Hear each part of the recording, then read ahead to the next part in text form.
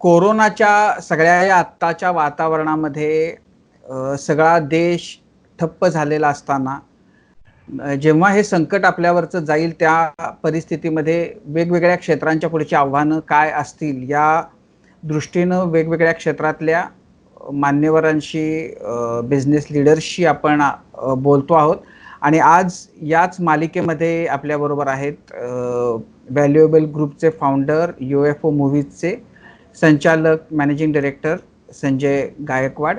आपल्यापैकी बऱ्याच जणांना ही माहिती नसेल की देशामध्ये कोणताही सिनेमा जर प्रदर्शित व्हायचा असेल तर त्या निर्मात्याला संजय गायकवाड यांचा उंबरा झिजवल्याशिवाय त्याचा सिनेमा रिलीज होऊ शकत नाही. त्यांची मोनोपोली आहे.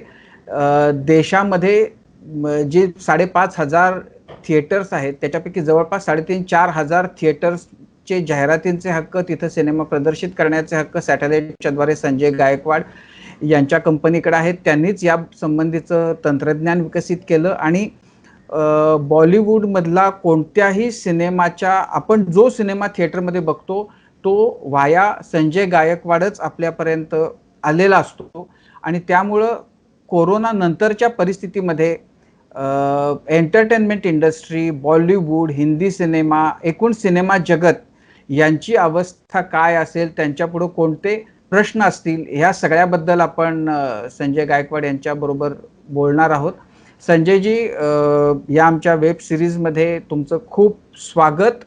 आणि मला खरं तर मी आत्ता सांगितलं की तुमच्या थ्रू आम्ही सिनेमे बघतो, पण मला तरीही सगळ्या आपल्या प्रेक्षकांसाठी हे जाणून घ्यायला आवडेल की UFOचा व्हॅल्युएबल ग्रुपचा नेमका पसारा आज कसा आहे, किती आहे? सर्वप्रथम धन्यवाद Rajeev for giving me this opportunity. UFO मूव्हीजला आत्ता 15 वर्ष होऊन गेले आणि आम्ही ज्यावेळी पूर्वी सिनेमा आपण माहिती आहे की त्या रीलने रिलीज व्हायचे, ते रील प्रत्येक थिएटरमध्ये जायचे. त्या रीलची कॉस्ट खूप जास्त असायची, 70-80 हजार रुपये असायची आणि मग त्यामुळे सिनेमा कधी वाईट स्प्रेड रिलीजमध्ये कधीही जायचे नाहीत आणि इंडस्ट्री एका विशेष सायकलमध्ये अडकलेली. म्हणजे low cost movie, less number of theatres, low box office collection आणि त्याच्यामुळे budget for next movie use to be low. Theatres पण क्लोज डाऊन व्हायला लागलेले. त्याच्यावर उपाय म्हणून आपण एक युनिक टेक्नॉलॉजी आणि एक युनिक बिझनेस मॉडेल आणलं जगासमोर आणि ते मी म्हणतो की जगामध्ये पहिलंच मॉडेल होतं. ते आम्ही डिजिटायझेशन केलं, सॅटेलाइटच्या थ्रू मूवीज थिएटर्सपर्यंत पोहोचवल्या आणि युनिक पे पर शो बिझनेस मॉडेल बनवला. आणि त्यामुळे पूर्वी असं व्हायचं की एक सिनेमा मुंबईत लागला, मग काही काळानंतर तो जिल्ह्याच्या ठिकाणांपर्यंत पोहोचायचा, काही काळानंतर तो तालुक्याच्या ठिकाणांपर्यंत, टुरिंग टॉकीज पर्यंत पोहोचायचा. आज एकाच वेळेला हजारो ठिकाणी सिनेमा रिलीज होतो, तर त्याची टेक्नॉलॉजी तुम्ही तयार केली. येस, त्याची टेक्नॉलॉजी तयार केली आणि मग त्यामुळे आता काय होतंय, आता आपण 100 crore movie club, 200 crore movie club, आता तो 300 करोड पर्यंत पोहोचला. तर हे सगळं सायमल्टेनियस रिलीजमुळे पॉसिबल झालं.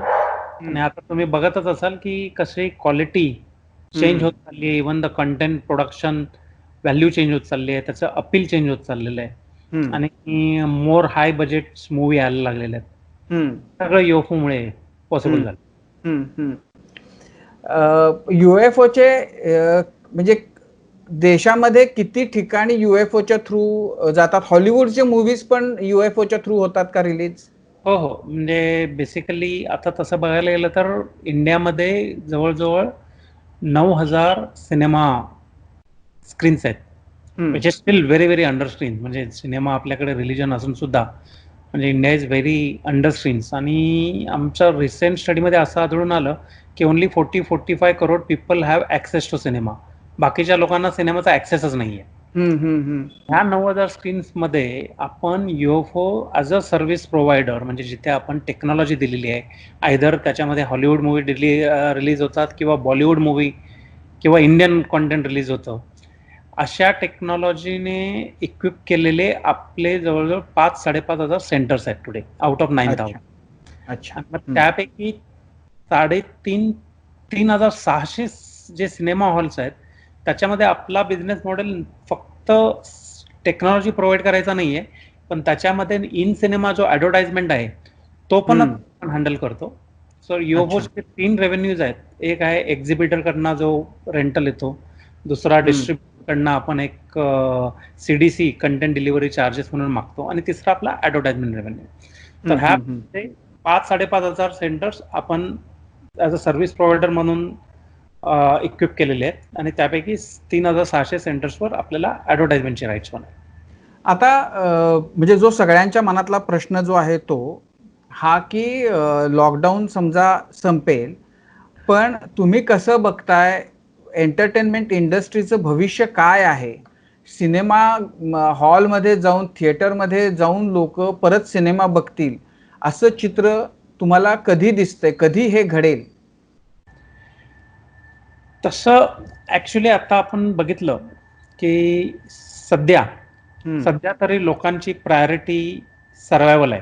हो. सर्व जणांना सर्वप्रथम आता फॅमिलीची हेल्थ किंवा सेफ्टीची चिंता आहे. आणि आज लोकांच्या कन्झम्पशन हॅबिट्स चेंज व्हायला लागलेल्या आहेत. बरोबर. इनफॅक्ट एका सायंटिफिक स्टडीमध्ये असा रिपोर्ट केला होता की एखादी हॅबिट चेंज व्हायला 21 दिवस लागतात. आणि तसं बघायला गेलं तर many part of the world, म्हणजे जवळजवळ आज half the population of the world is in the extended lockdown period. बरोबर. विच मीन्स लोकांच्या कन्झम्पशन हॅबिट आता चेंज झालेल्या आहेत. त्याला आपण म्हणतो ना, आता तो न्यू नॉर्मल म्हणून ओळखायला लागलेला आहे त्या गोष्टी. So become new normal. आणि हे this new normal is not only impacting the peoples life, but it is impacting the corporate world also.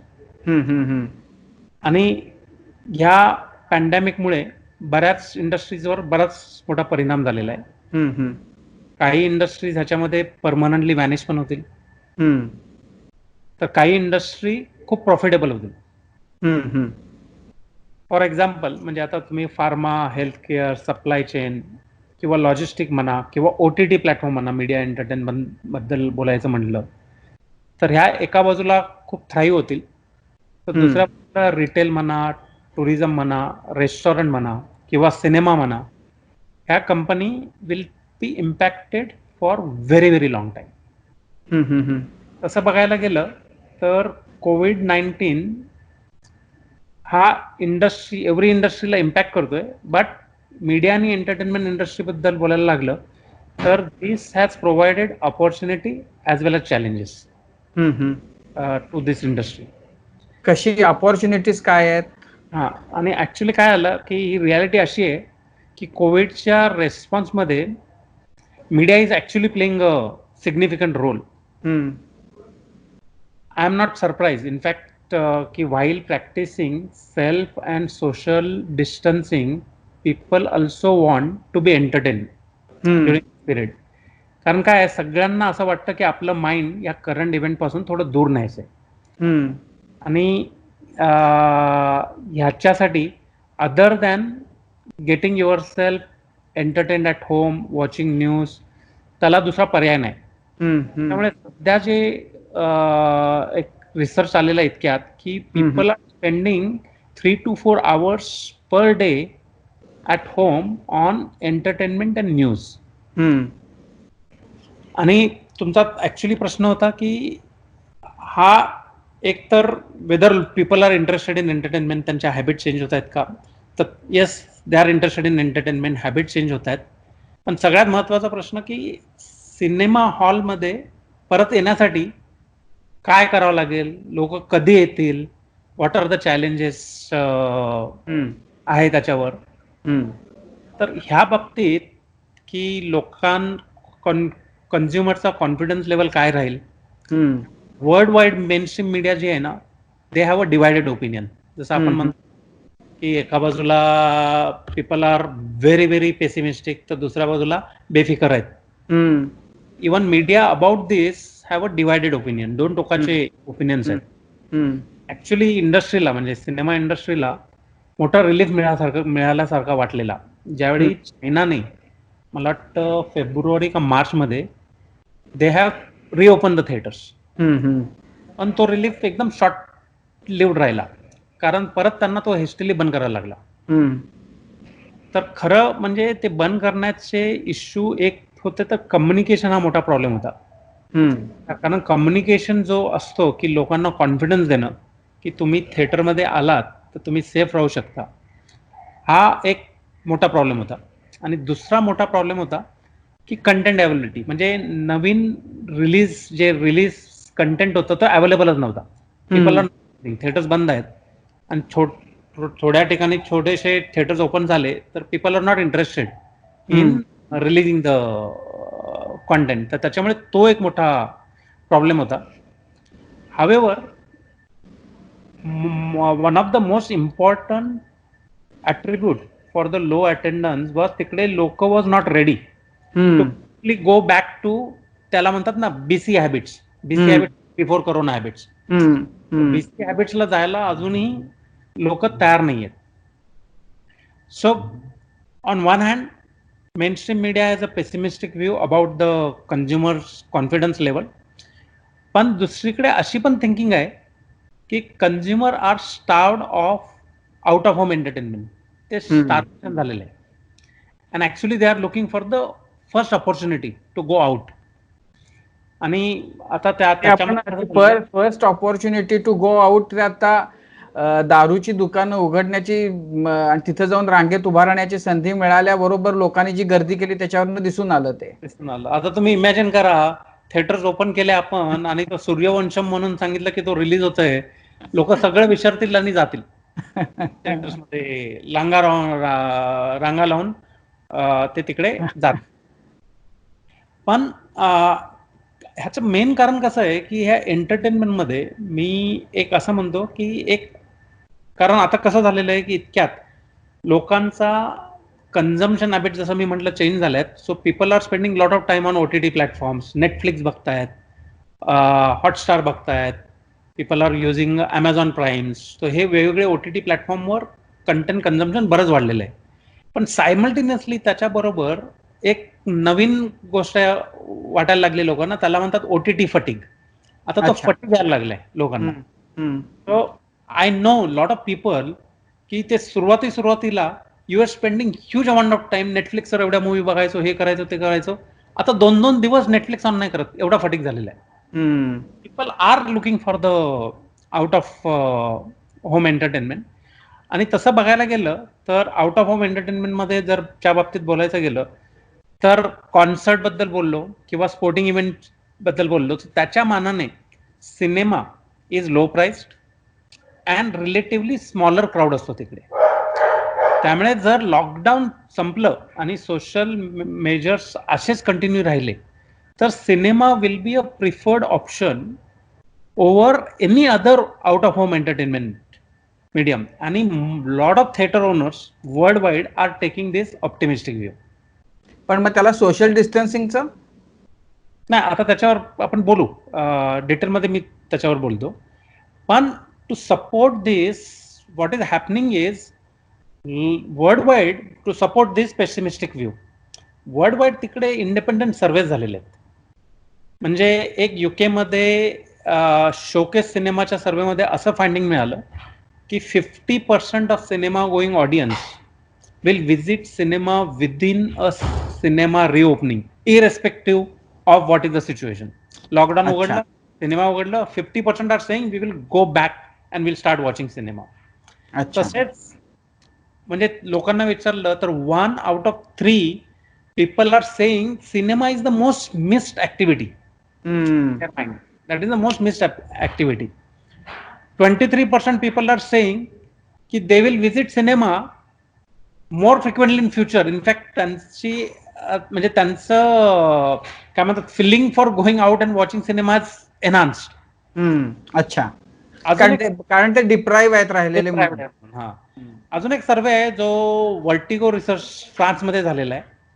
तिकडे पण असंच फाइंडिंग झालेलं की 50% audience will go back to cinema as soon as it is lifted.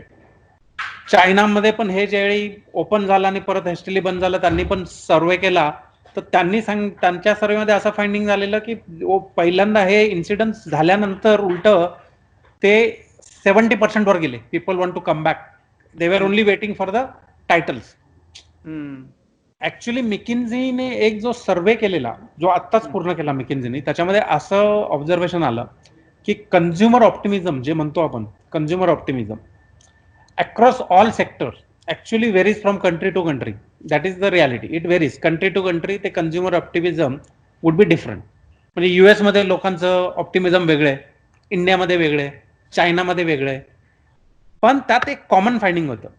So त्यातलं common finding हे होतं की at the start of that pandemic curve, आपण तो पॅन्डेमिक कर्व म्हणतो ना, so at the start of the pandemic curve and at the end of the pandemic curve consumer optimism सगळ्यात जास्त असतं. म्हणजे ज्यावेळी सुरुवातीला हे झालेलं त्यावेळी पीपल वेअर व्हेरी ऑप्टिमिस्टिक, आणि ज्यावेळी हा during the phase people were all afraid, they were unsure about things. पण जसं जसं they get used to it आणि जसं जसं त्या केसेस कमी व्हायला लागतात, त्यांचा ऑप्टिमिझम परत वाढायला लागतो. आणि जे आपण नोटीस केलं, जसं तुम्ही आता सांगितलं की लोकांना काही ओपन केलं तर लगेच रांगा लागायला लागतात, तर तसं दिसतंय.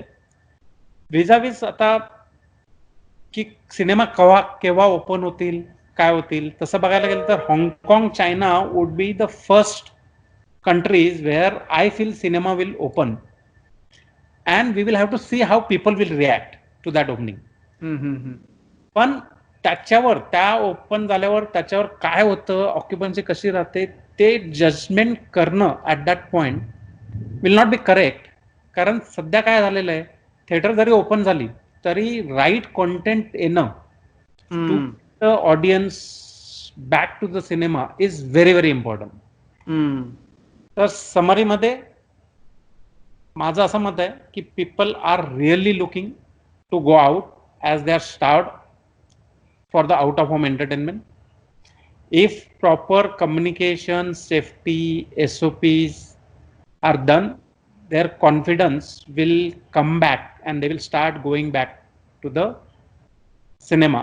आणि दुसरं असं माझं म्हणणं आहे की जरी वॅक्सिन यायला 18 ते 24 महिने लागले, तरी जर त्याआधी COVID-19 वर काहीतरी ट्रीटमेंट आली, म्हणजे मेडिकल ट्रीटमेंट आली, तर मला असं वाटतं की people won't wait for vaccine to start going back to the BC world before corona world, because they will start their out of home activities accepting COVID-19 situation as new normal.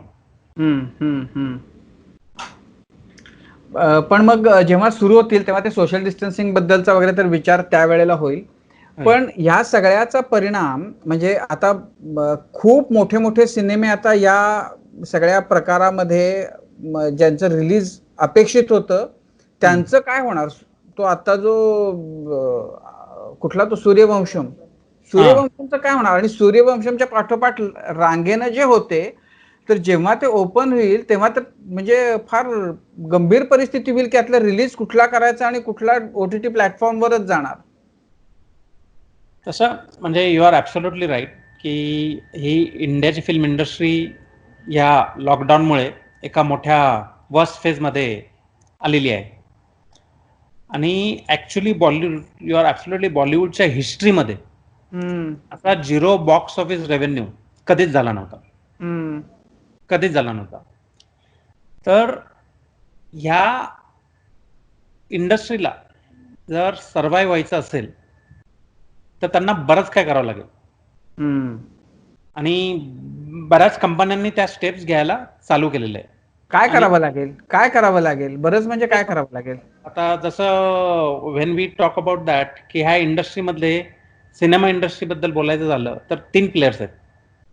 So one is the exhibition which is PVR, Inox, इतर independent multiplex owners किंवा single screen owners. आणि second player म्हणजे studios. जसं आता तुम्ही आपण सांगितलं की रिलायन्स एंटरटेनमेंटचे सूर्यवंशम रेडी पडलेले आहेत, 83 पण रेडी पडले. एवढ्या मोठ्या मोठ्या मूवीज बऱ्याच तयार होऊन रेडी पडलेल्या आहेत. हे सेकंड प्लेयर्स आहेत. Third is players like us, which is UFO movies, which provide the infrastructure याच्यासाठी. तर मी म्हणतो काय करावं लागेल is basically the communication between this players is very critical, is extremely critical for the exhibitor and specially between exhibitor आणि distributor. आणि जे मी म्हणतो की 4-5 गोष्टी ज्या त्यांना कराव्या लागेल टू सर्व्हाइव्ह, ह्या इंडस्ट्रीमध्ये जर सर्व्हाइव्ह व्हायचं असेल तर त्या 4-5 गोष्टी करायला लागतात. सर्वप्रथम, कारण ह्याला तर वेळ लागणार आहे, तर यू आर राईट की त्या तयार झालेल्याच आहेत मूवीज सगळ्या, पण आता रिलीज करता येत नाहीये. आज तुम्ही रिलायन्स एंटरटेनमेंट म्हणा वगैरे, त्यांची एन्झायटी खूप वाढलेली आहे, कॉस्ट वाढत चाललेले आहेत त्यांच्या, कारण बऱ्याच इंटरेस्टवर फिल्म फंडिंग होतं. Giving it to OTT is one of the option, पण त्याच्याने पुढे काय कॉम्प्लिकेशन्स होतात, so people are still weighing. तर एक माझ्या लक्षात आलं की पीपल आर जनरली वेटिंग की they have absorbed and they have understood and they have already accepted that fact की 5-6 महिने तर जातील. अच्छा, 5-6 महिने जातील. 5-6 महिने जातीलच्या माइंडसेटच्या मोडमध्ये ते आहेत. म्हणजे एव्हरीबडी इज लुकिंग ॲट की जसं ऑगस्ट, सप्टेंबर, ऑक्टोबर म्हणजे before Diwali, I think there would be some normalization is what people are expecting. कारण आता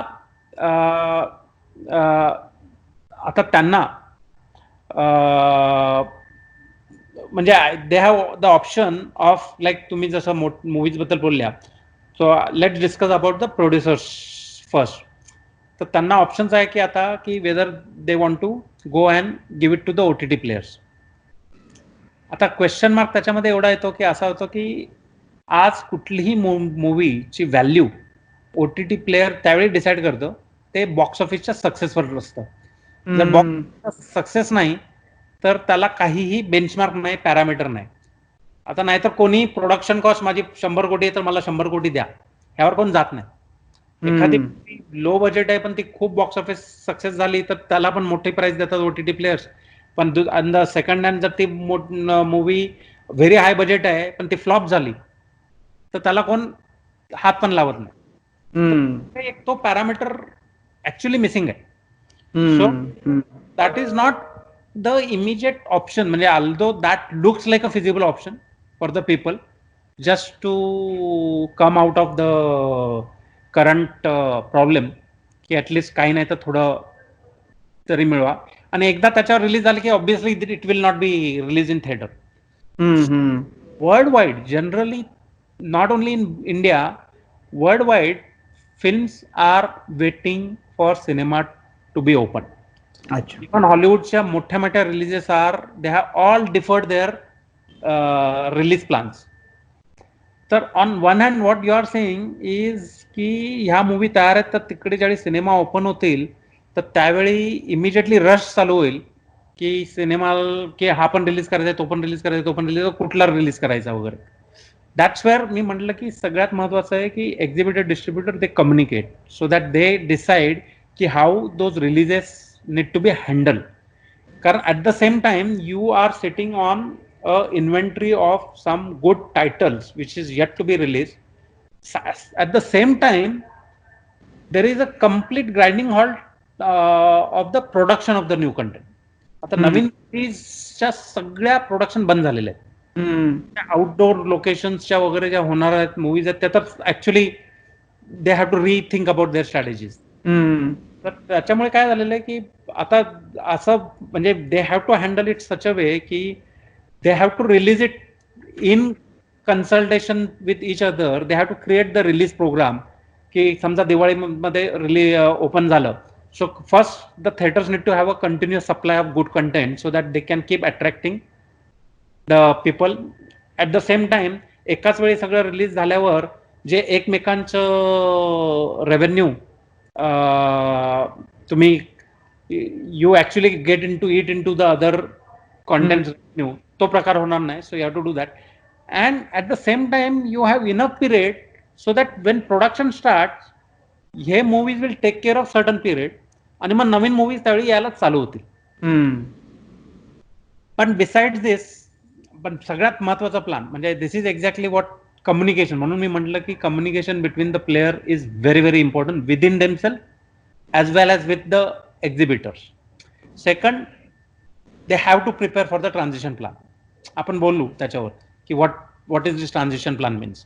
म्हणजे जेव्हा लॉकडाऊन संपेल त्यावेळेस सोशल डिस्टन्सिंग कशी इम्प्लिमेंट करायची, कन्झ्युमर आणि एम्प्लॉईज ची सेफ्टी कशी राहील ड्युरिंग द ट्रान्झिशन पिरियड, ह्याचा प्लॅन, परफेक्ट प्लॅन असणं खूप जरुरी आहे. आणि त्याचं आणि simultaneously around that communication to market, म्हणजे लोकांना कम्युनिकेशन करणं, नॉट ओनली की post lockdown, even during lockdown ते कम्युनिकेशन चालू करणं खूप महत्वाचं आहे, की ज्याच्यामध्ये की आम्ही काय काय रेडीनेस ठेवतोय, so that when you come back to our theatres, whether it is employee और whether it is the audience who are coming back to the theatres, की आम्ही तुमची सेफ्टी कशी मॅनेज करणार आहे. तर हे गरजेचं आहे. आणि मी याच्यावर बोलतो अजून 2 पॉइंट्स माझे पूर्ण करून. ह्याच्यामध्ये म्हणजे not only the producer, distributor and creative community आणि स्टार्स ह्यांचा सपोर्ट असणं खूप गरजेचं आहे. जसं आपण म्हटलं की जशा मोठ्या मूवीज तयार होऊन रिलीज स्टेटमध्ये आहेत आणि ते लॉकडाऊन संपेपर्यंत आणि थिएटर्स परत चालू होईपर्यंत त्या दुसरीकडे कुठे रिलीज न होणं आणि ते थांबणं खूप गरजेचं आहे. पण ज्या लोकांनी फिल्ममध्ये इन्व्हेस्ट केलं, आता जसं म्हटलं, त्यांना खूप प्रॉब्लेम आहे की हा लॉकडाऊन जर खूप वाढला तर कदाचित त्यांना स्ट्रीमिंग प्लॅटफॉर्मवर रिलीज करण्याशिवाय दुसरा पर्याय राहणार नाही. पण तसं झालं तर एक्झिबिटरचा प्रॉब्लेम वाढू शकतो जर तसं झालं तर. त्यामुळे आता ऍक्च्युली युनिव्हर्सलनी 2 का 3 मूवीज डायरेक्ट OTT प्लॅटफॉर्मवर रिलीज केला. त्यातला एक मूवी वॉज ऍक्च्युली डन, पण तो आपण ॲबरेशन म्हणतो का it did $100 million collection on the OTT platform. तर ऑब्विसली सगळे association of cinema came together and they made a strong representation to the studios. They're like, you will actually then kill the industry if you start doing it. That time the industry also said ki it is not ki OTT platform जे असतात, when they buy the movies and everything, त्यांचं budget 5 कोटी 10 कोटी वगैरे अशा टाईपचे movie घेतात. People will not buy 100 crores 150 crores movies when you don't know the success of that content. तर ते म्हणतात की these are exceptions, these people are trying. तर सगळ्यात मोठा क्वेश्चन मार्क राहणार आहे याच्यानंतर की आता मूवी OTT प्लॅटफॉर्मवर रिलीज ज्यावेळी व्हायला लागल्या तर will there be a situation की मूवी थिएटरमध्ये ज्यावेळी रिलीज होईल सायमल्टेनियसली घरात पण लोकांना पेपर शोवर अवेलेबल राहील का नाही, हा एक मोठा प्रश्नचिन्ह आता इंडस्ट्री समोर उभा राहिलेला आहे. मग त्याच्यामध्ये एक्झिबिटर्स कसे रिॲक्ट करतात, because they have a biggest stake in this game, की हाऊ दॅट विल इव्हॉल्व, तर ते टाइम ओनली विल ठरवेल. लास्ट म्हणजे गव्हर्नमेंटचा सपोर्ट खूप गरजेचा आहे. पण गव्हर्नमेंटचा support in terms of soft loans, in terms of financial grant ह्या इंडस्ट्रीला मिळणं खूप गरजेचं आहे. कारण त्याच्यासाठी असोसिएशन लाईक फिकी यांनी गव्हर्नमेंटला वेगवेगळे रिप्रेझेंटेशन केलेले आहेत. आता जसं तुम्ही म्हणाला की व्हॉट आर द चेंजेस, म्हणजे सोशल डिस्टन्सिंग इम्प्लिमेंट करणं थिएटर म्हणजे काय, म्हणजे काय करायचं. तर एक तर नक्की आहे की people have lot of desire to come back. So if they get little comfort then it is possible to achieve that. तर एक सगळ्यात म्हणजे सीट्सचा जो प्रकार आहे, आता इव्हन तुम्ही आपण म्हटलं जे ह्याच्यामध्ये पॉसिबल नाहीये, एरोप्लेनवाल्यांनी पण तसं केलेलं की they will not sell all the seats, they will say alternate seats. पण ते एरोप्लेन पण असं एवढं कंजेस्टेड असतं की तेवढं सोशल डिस्टन्सिंग राहणं is still a big difficulty. However थिएटर्समध्ये जे स्पेशली मल्टिप्लेक्स आहे, हे आहे ते आहेत, तर तिकडे 250 सीटर्स असतात, काय ठिकाणी 400 सीटर्स असतात. So it is possible to actually do a cross allocation of seats as a measure. म्हणजे तुम्ही सीट्स चा मॅपच चेंज करून टाकायचा. म्हणजे एवढी alternate seat as if available आहे टू सेल, अच्छा. तसंच ठरवायचं. And actually they also have to program the shows in such a manner that entries, intermission and the exit of two shows cannot occur simultaneously. म्हणजे एकाच वेळी ते, कारण बऱ्याच वेळा आता कसं होतं की एक शोचा एंट्री एकाच वेळी असते, टायमिंग साधारण क्लोज असतात, तर मग एकाच वेळी 2-3 स्क्रीन ऑडिओमधनं लोक लॉबीमध्ये येतात. तर नाही, दे हॅव टू एन्श्योर की entry to the cinema theatres, exit, intermission should not occur simultaneously. In fact, it will also help ki food counters, exit lobbies आणि restrooms are not crowded. मग त्यांनी ते restroom crowded नाही होऊ शकत. Also, there is a need to deploy enhanced hygiene protocol. म्हणजे एक hygiene protocol बनवावं लागेल त्यांना, आणि त्याचे इन्फोग्राफिक्स प्रॉमिनंटली सगळीकडे ठेवावे लागतील, आणि SOPs बनवायला लागतील की लोक आल्यावर नॉन इन्व्हेजिव्ह टेम्परेचर चेक्स करणं, त्यांना हँड सॅनिटायझर कंपल्सरी वापरणं, त्याच्यानंतर डीप म्हणजे प्रत्येक शो नंतर त्याचं डीप क्लिनिंग, डिसइन्फेक्टिंग प्रोसेसेस. आज काय होतंय की एका स्क्रीनमध्ये 35 शोज होतात दिवसाला, सॉरी आठवड्याला. So there are 4-5 shows which happens back to back. So now they have to take some big gap between the shows so that the deep cleaning is possible. तर ह्या मेजर्स घेणं खूप गरजेचं आहे, आणि ह्याचं प्लॅनिंग प्रोसेस आत्तापासून करायला पाहिजे, ह्याचं कम्युनिकेशन स्ट्रॅटेजी आत्तापासून बनवायला पाहिजे, सो दॅट लोकांचा आपण कॉन्फिडन्स वाढू शकतो, ऑडियन्सचा. हे झालं एक्झिबिशन आणि सिनेमा रिलीजच्या बद्दलचं. पण तुम्हाला काय वाटतं, सिनेमा बनवण्यामध्ये सुद्धा नवीन टेक्निक्स, नवं इनोव्हेशन यावं लागेल, येईल ते सिनेमा बनवताना? तसं बघायला गेलं तर आता इफ यू रिअली सी ना, the way of work has change dramatically. आणि आज काय होतं की वर्क फ्रॉम होम या गोष्टी सगळ्या चालू झालेल्या आहेत. तर obviously we are seeing there will be a faster adoption of digital transition which will happen not in other industries but even in cinema or the production industry. So when I say about that, which means virtual audition होतील, which means there would be म्हणजे जे sessions असतात the interactive, so that can be conducted over a interactive video conferencing platform. सगळ्यात महत्वाचं changes होतील की आता ज्या VFX टेक्नॉलॉजीज आहेत त्यामध्ये मेजर चेंजेस झालेले आहेत. अशा गोष्टी होऊ शकतील की पीपल, कारण ह्याच्यामध्ये ट्रॅव्हलचे रेस्ट्रिक्शन्स येणार आहेत, so people will not be able to travel. So from that perspective जे बाहेरचे लोकेशन्स आहेत, so I know that people will not be able to, and obviously बाहेरचे locations are one of the major selling point of any content. So you will not go to those locations, but you will bring those locations here to visual effects. So that technology बऱ्याच advanced stage मध्ये. So people don't have to go to London, they can bring London here. तर ह्या गोष्टी ज्या technology बऱ्याच advance stage मध्ये आहेत, those will be ऍक्सेलरेटेड, कारण बऱ्याच गोष्टी या करोनामुळे बऱ्याच गोष्टी ऍक्सेलरेट झाल्या. ज्या बऱ्याच गोष्टीमध्ये रेजिस्टन्स होता तो तुटून गेला. So in the production also there will be a significant change in the quality of productions, the way the productions are going to happen, the coordination which is going to happen, the सगळ्या गोष्टी change होतील.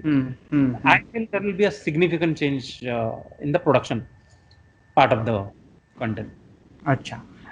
शेवटचा प्रश्न, मी मध्यंतरी अशा बातम्या वाचल्या होत्या की या आत्ताच्या सगळ्या परिस्थितीमध्ये तुमच्या कंपनीनं बऱ्याच, म्हणजे तुम्ही स्वतः पगार घेणं बंद केलं, बऱ्याच म्हणजे एकूण सॅलरीवरचा बोजा कमी करण्याचा प्रयत्न सगळेजण कमी करतायत. हे कुठं, म्हणजे कधीपर्यंत राहील हे? आता तसं बघायला गेलं तर salary this is actually one of the single most, see, salary and for the exhibitors, the rent of the properties. These are the single biggest problem of the industry which is facing today. तसं बघायला गेलं, this industry provides employment to a very large number of direct and indirect people or the employees. And most, आता जसं तुम्ही ऐकलं, तर most of the companies have managed their affairs or their manage their salaries की March April ची salary देण्यासाठी त्यांना problem नव्हता. And they have also done their bit work, not only us but lot of companies have done, they have done the sacrifice at the top management salary levels. But you are right, the situation is going out of hand now. As the period is extending and we are the industry which will have a longest overhang to come back to the normal or go back to the BC world. So it is going to it is actually going to be a biggest problem. Cinemas are shut, products, even not only people working in exhibition center but even in the production of the movies have come to a grinding halt.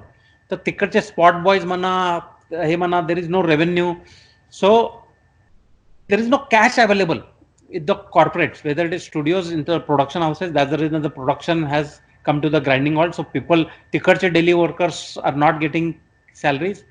People in the exhibition sectors वगैरे, they will have challenges of paying salaries. कारण लोकांची even किती fuel आहे तुमच्याकडे, किती cash तुमच्याकडे पडले त्याच्यावर डिपेंडेंट असतं. त्याच्यामुळे I strongly feel there is a big layoff which is on the card, unless government comes with some relief package to save the industry. What I mean by that is, जसं USA मध्ये government has provided grants, provided soft loans to the companies so that their wage bills, at least their wage bills are taken care during this pandemic period. आणि मला माहिती आहे की even एअरलाइन्सला they have given billions of dollars and they said that up to September there is no layoff and that salary is provided. So part as a grant, part as a soft loan. Obviously in India situation is different. In fact, government cannot provide the financial grant. However, there is one definite possibility where government can provide in terms of the relief is ask banks or provide the support by giving these industries the interest-free soft loan during this period, not later, now. So when they get that cash flow, they provide them the moratorium. Till lockdown is period, you will get a moratorium, you don't need to repay that. And ask them to use that money to pay only salaries. To pay only salaries. With this, the jobs can be saved. With this, and people will be able to survive. And also, it is not difficult to implement things like this because corporates always file their returns. The प्रत्येक corporateचे wage bill माहिती आहे, industry wise they know की which is going to suffer most, कुठल्याला long overall राहील. तर wage bills माहिती आहेत. Last 2-3 वर्षाचा average wage bill consider करून that can be the basis for providing such support so that uniformity is achieved. We don't have to do that. And as you said that we at UFO, we ensured that there is no layoff, there is no downsizing, and we have taken a significant salary cuts at the top level. Like me and our JMD, we have taken 100% salary cut, and the top management has taken anywhere between 40 to 60% salary cuts, because for them it is not catastrophic. The of the salary is the 100% salary cut for me is not catastrophic, but if the layoff and the downsizing or the reduction of the salary at the junior staff, for them it's a survival issue. So we ensured that we don't do that, and we have prepared ourselves at least for 6 months so that there is no issue on that. And obviously we expect government to come with some support. We know the government limitations, but there are certain things which I feel is possible in terms of the soft loan, interest-free loan, because people will eventually earn money. So out of that money, this support can be, whatever support is provided can be returned back. So during this pandemic, actually तसं बघायला गेलं तर survival is the key. Companies which survives during this period will be looked as the most profitable companies. So in fact कोण आहे तो अलिबाबाचा owner jack मा. So he said ki people stop thinking about profits. There is no profit and loss. Your survival is your profit. So if you survive, that means you are profitable. So stop thinking about profit. So we are into that situation now. नाही, नक्कीच संजयजी, खूप खूप महत्त्वाचे मुद्दे आणि खूप नवा insight तुम्ही दिलात या इंडस्ट्रीमध्ये. त्याच्याशी प्रत्यक्ष अप्रत्यक्ष ज्यांचा संबंध आहे त्या सगळ्यांना तर त्याचा फायदा होईलच तुमचं सगळे विचार ऐकून. सिनेमामध्ये जायला आतुर असलेल्या आम्हालाही हे फार महत्त्वाचे मुद्दे होते. आपण अपेक्षा करूया लवकरात लवकर या संकटातनं आपण बाहेर येऊ आणि आम्हाला पुन्हा एकदा ते सगळे सिनेमे, तो सगळा माहोल, थिएटरचा, मल्टिप्लेक्सेसचा अनुभवायचा आहे. सगळेजण आपण आतुर आहोत. तोपर्यंत काळजी घ्या आणि सांभाळून आपण सगळेच एकमेकांना राहू. Thank you very much. तुम्ही पण काळजी घ्या. परत एकदा thanks very much Rajeev for inviting me on this series. Thank you.